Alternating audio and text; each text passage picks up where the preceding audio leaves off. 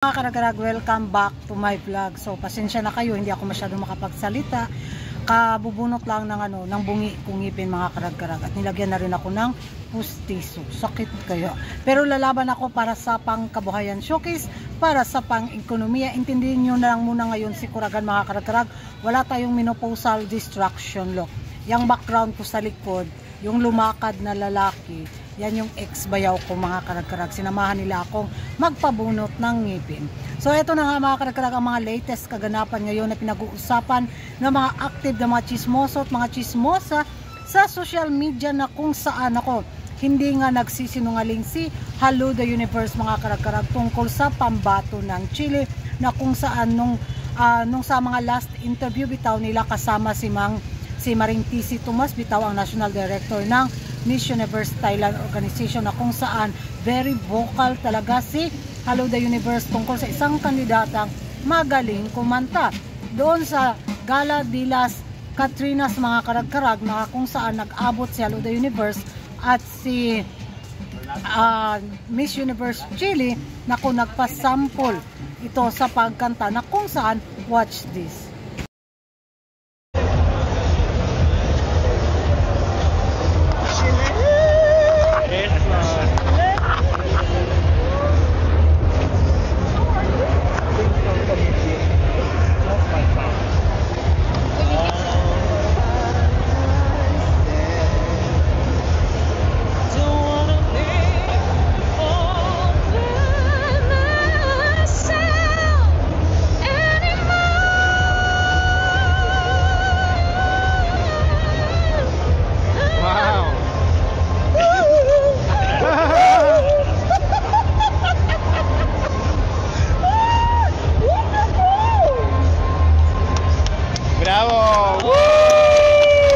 Yan ang mga karagkarag, nakita nyo na at kung paano kiligin si Hello the Universe kay Miss Universe Chile. So marami nga mga chismoso at mga chismosa sa social media ang nagsabi na baka si Chile na daw ang koronahan sa taon na to sa Miss Universe 2024 dahil full package daw ang pambato ng Chile. Magagamit daw talaga ni Hello the Universe at ni paring Raul at ni Tandang Susa itong si Chile mga karagkarag to promote sa brand ng Miss Universe Organization, maging sa musical daw, mga sa kanila mga beauty product. Naman sa akin mga karagkarag, why not? Kukunat ang ganda naman talaga din ni Chile. Isa siya sa mga dark horse sa competition na to sa Miss Universe 2024. Maliban na lang kung anong atake yung gagawin niya na para malamangan si Peru, malamangan si Dominican Republic, isa sa mga malalakas talaga na frontrunner sa taon na to.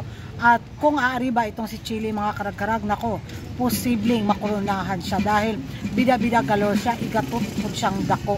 Grabe kung grabe bitaw siyang gumawa din ng eksena, talagang mapapansin siya. So, yan ang mga karagkarag, ano yung masasabi nyo na yun, hindi nga nagsisinungaling si Hello the Universe tungkol dito sa pambato ng Miss Universe Chile. Mag-ingay tayo sa comment section at kung hindi ka pa nakapag-subscribe sa YouTube channel ko, don't forget to like and subscribe.